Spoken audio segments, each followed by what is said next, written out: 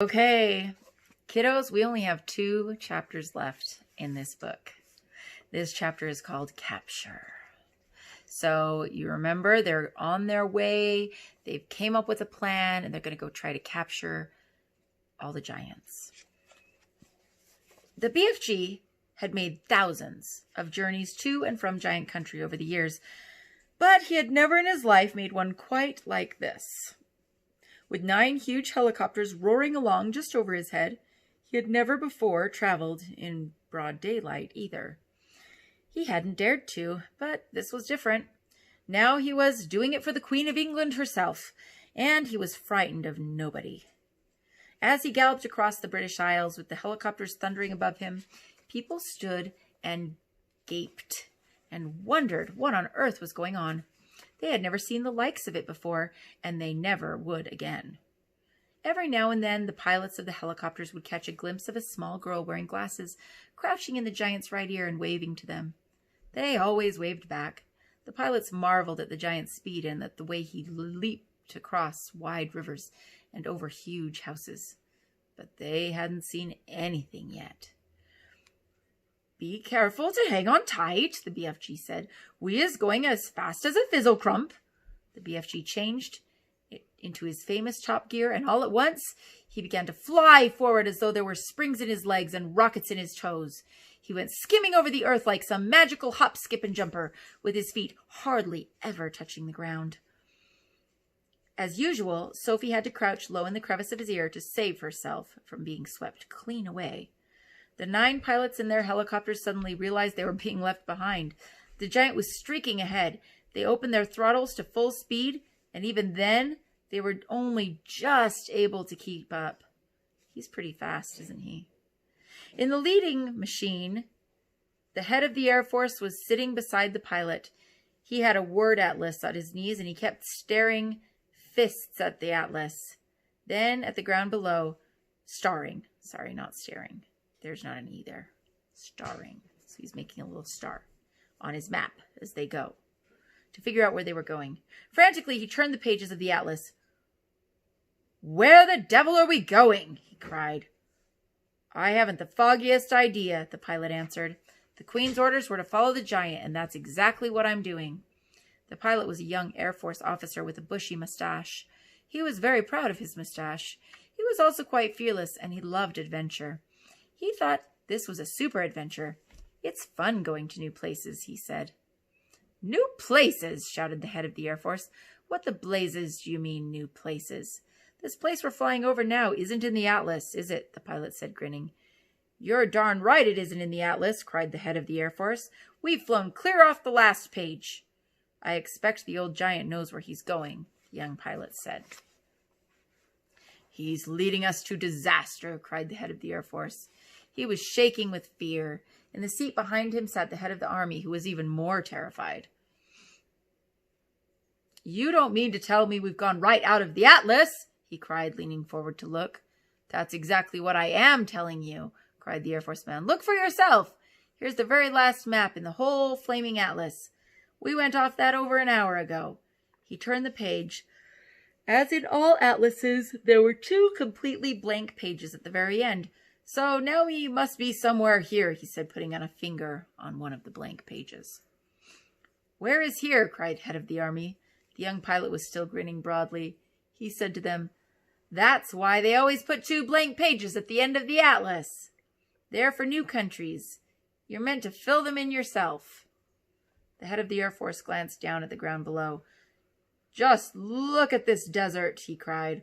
"All of the trees are dead and the rocks are blue. The giant has stopped," the young pilot said. "He's waving us down."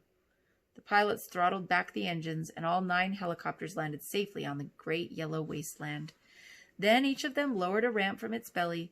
9 jeeps, 1 from each helicopter, were driven down the ramps. Each jeep contained 6 soldiers and a vast quantity of thick rope and heavy chains. "I don't see any giants," the head of the army said. "The giants is all just out of sight over there," the BFG told him. "But if you is taking these slosh-buckling, noisy belly boppers any closer, all the giants is waking up at once, and then, pop, goes the weasel." So you want us to proceed by jeep? The head of the army said. Yes, the BFG said, but you must all be very hushy quiet. No roaring of motors, no shouting, no mucking about. No piggery jokery. The BFG, with Sophie still in his ear, trotted forward, and the jeeps followed close behind. Suddenly, the most dreadful rumbling noise was heard by everyone. The head of the army went pea-green in the face. Those are guns, he cried. There is a battle raging somewhere up ahead of us. Turn back, the lot of you. Let's get out of here. Pigs, Biffle, the BFG said. Those noises is not guns. Of course they're guns, shouted the head of the army. I am a military man, and I know a gun when I hear one. Turn back. Those is just the giants snortling in their sleep, the BFG said. I is a giant myself, and I know a giant snortle when I is hearing one. Are you quite sure? The army man said anxiously. Positive, the BFG said. Proceed cautiously, the army man ordered. They all moved on. Then they saw them. Even at a distance, there were enough to scare the daylights out of the soldiers. But when they got close and saw what the giants really looked like, they began to sweat with fear. 9 fearsome, ugly, half-naked, 50-feet-long brutes lay sprawled over the ground in various grotesque attitudes of sleep, and the sound of their snoring was indeed like gunfire in a battle. The BFG raised his hand. The jeep stopped. The soldiers got out. What happens if one of them wakes up? Whispered the head of the army, and his knees knocking together from fear. If any one of them is waking up, he will gobble you down before you say knife jack. The BFG answered, grinning hugely. Me is the only one what won't be gobbled up, because giants is never eating giants. Me and Sophie is the only safe ones, because I is hiding her if that happens. The head of the army took several paces to the rear. So did the head of the Air Force. They climbed rather quickly back into their jeep, ready to make a fast getaway if necessary. Go forward, men, the head of the army said. Go forward and do your duty bravely. The soldiers crept forward with their ropes and chains. All of them were trembling mightily. None dared speak a word. The BFG, with Sophie now sitting on the palm of his hand, stood nearby, watching the operation. To give the soldiers their due, they were extremely courageous. There were 6 well-trained, efficient men working on each giant, and within 10 minutes, 8 out of the 9 giants had been trussed up like chickens, and were still snoring contentedly. The 9th, who happened to be the flesh lump eater, was causing trouble for the soldiers because he was lying with his right arm tucked underneath his enormous body. It was impossible to tie his wrists and arms together without first getting that arm out from underneath him. Very, very cautiously, the 6 soldiers who were working on the flesh lump eater began to pull at the huge arm, trying to release it. The flesh lump eater opened his piggy black eyes. Which of you foul pesters is wiggling my arm? He bellowed. Is that you, rotsome man-hugger? Suddenly he saw the soldiers. In a flash, he was sitting up. He looked around him. He saw more soldiers. With a roar, he leapt to his feet. The soldiers, petrified with fear, froze where they were. They had no weapons with them. The head of the army put his jeep into reverse. Human beings! The flesh lump eater yelled. What is you flesh-bunking, rotsome half-baked beans doing in our country? He made a grab at a soldier and swept him up in his hand. I is having early suppers today, he shouted, holding the poor squirming soldier at arm's length and roaring with laughter. Sophie, standing in the palm of the BFG's hand, was watching horror-struck. Do something, she cried. Quick, before he eats him. Put that human being down, the BFG shouted. The flesh lump eater turned and stared at the BFG. What is you doing here with all these grotty twiglets? He bellowed.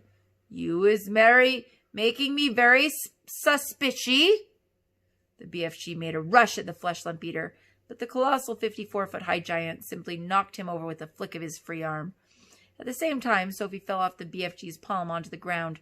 Her mind was racing. She must do something. She must. She must. She remembered the sapphire brooch that the queen had pinned to her chest. Quickly, she undid it. "I is guzzling you nice and slow," the flesh lump eater was saying to the soldier in his hands. "Then I is guzzling 10 or 20 more of you midgy little maggots down there. You is not getting away from me because I is galloping 50 times faster than you." Sophie ran up behind the flesh lump eater. She was holding the brooch between her fingers. When she was right up close to the great, naked, hairy legs, she rammed the 3-inch long pin of the brooch as hard as she could into the flesh lump eater's right ankle. It went deep into the flesh and stayed there. The giant gave a roar of pain and jumped high into the air. He dropped the soldier and made a grab for his ankle. The BFG, knowing what a coward the flesh lump eater was, saw his chance. "You was bitten by a snake," he shouted. "I seed it biting you. It was frightsome poison viper. It was dreadly dangerous vidscreen viper." "Save our souls," bellowed the flesh lump eater. "Sound the crumpets. I is bitten by a specious venomsome winsome viper." He flopped to the ground and sat there howling his head off and clutching his ankle with both hands. His fingers felt the brooch. "The teeth of the deadly viper is still sticking into me," he yelled. "I is feeling teeth sticking into my anklet." The BFG saw his second chance. "We must be getting those viper's teeth out at once," he cried. "Otherwise you're deader than a duck stoop." "I is helping you." The BFG knelt down beside the flesh lump eater. "You must grab your ankle very tight with both hands," he ordered. "That will stop the poison-wise juices from the venomsome viper going up your leg and into your heart." The flesh lump eater grabbed his ankle with his both hands. "Now close your eyes and grittle your teeth and look up to heaven and say your prayers while I is taking the teeth of the venomsome viper," the BFG said. The terrified flesh lump eater did exactly as he was told. The BFG signaled for some rope. A soldier rushed it over to him. With both the flesh lump eater's hands gripping his ankle, it was a simple matter for the BFG to tie the ankle and hands together with a tight knot. "I is pulling out the frightsome viper teeth," the BFG said as he pulled the knot tight. "Do it quickly," shouted the flesh lump eater, "before I is pizened to death." "There we is," the BFG standing up. "You can look now." When the flesh lump eater saw that he was trussed up like a turkey, he gave a yell so loud that the heavens trembled. He rolled and he wiggled and he fought and he figgled. He squirmed and he squiggled. But there was not a thing he could do. "Well done, you," Sophie cried. "Well done, you," said the BFG, smiling down at the little girl. "You is saving all of our lives." "Will you please get the brooch back for me?" Sophie said. "It belongs to the queen." The BFG pulled the beautiful brooch out of the flesh lump eater's ankle. The flesh lump eater howled. The BFG wiped the pin and handed it back to Sophie. Curiously, not one of the other 8 snoring giants had woken up during this schmozzle. "When you is only sleeping 1 or 2 hours a day, you is sleeping extra doubly deep," the BFG explained. The head of the army and the Air Force drove forward once again in their jeep. "Her Majesty will be very pleased with me," the head of the army said. "I shall probably get a medal. What is the next move?" "Now you is all driving over to my cave to load up my bottles of dreams," the BFG said. "We can't waste time with rubbish," the army general said. "It is the queen order," Sophie said. She was now back in the BFG's hand. So the 9 jeeps drove across to the BFG's cave, and the great dream loading operation began. There were 50,000 jars in all to be loaded up, and more than 50,000 to each jeep, and it took over an hour to finish the job. While the soldiers were loading the dreams, the BFG and Sophie disappeared over the mountains on a mysterious errand. When they came back, the BFG had a sack the size of a small house slung over his shoulder. "What's that you've got in there?" the head of the army demanded to know. "Curiosity is killing the rat," the BFG said, and he turned away from the silly man. When he was sure that all of his precious dreams had been safely loaded on the jeeps, the BFG said, "Now we is driving back to the belly poppers and picking up the frightsome giants." The jeeps drove back to the helicopters. The 50,000 dreams were carried carefully, jar by jar, onto the helicopters. The soldiers climbed back on board, but the BFG and Sophie stayed on the ground. Then they all returned to where the 9 giants were lying. It was a fine sight to see them. These great air machines hovering over the trussed-up giants. It was an even finer sight to see the giants being woken up by the terrific thundering of the engines overhead. And by the finest sight of all was to observe those 9 hideous brutes squirming and twisting about on the ground like a mass of mighty snakes as they tried to free themselves from their ropes and chains. "I is flesh-bunkled," roared the flesh-lump-eater. "I is spig-wizzled," yelled the child's chewer. "I is swog-walloped," bellowed the bone-cruncher. "I is goose-gruggled," howled the man-hugger. "I is guns-swiped." "Guzzle-swiped, gunzel-swiped," shouted the meat-dripper. "I is fluck-gungled," screamed the maid-masher. "I is slop-gruggled," squawked the gizzard-gulper. "I is crock-swinkled," yowled the blood-bottler. "I is bop-muggered," screeched the butcher-boy. The 9 giant-carrying helicopters each chose a separate giant and hovered directly over him. Very strong steel hawsers with hooks on the ends of them were lowered from the front and rear of each helicopter. The BFG quickly secured the hooks to the giant's chains, the hook near the legs and the other near the arms.